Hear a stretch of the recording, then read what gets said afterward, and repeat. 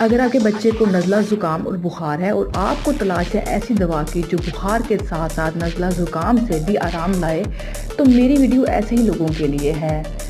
अस्सलाम वालेकुम, I am Maimoona, community pharmacist and biologist. आज मैं आपको बताने जा रही हूँ ऐसी सिरप के बारे में जिसमें एंटीपायरेटिक यानी बुखार को कम करने वाले और एंटी एलर्जिक यानी नज़ला ज़ुकाम को कम करने वाले अज्जा इकट्ठे मौजूद हैं।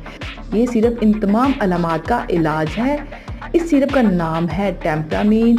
अगर आप इसकी complete detail, uses, dose, side effect और प्रिकॉशंस के बारे में मालूमात फार्मासिस्ट से लेना चाहते हैं तो मेरी वीडियो एंड तक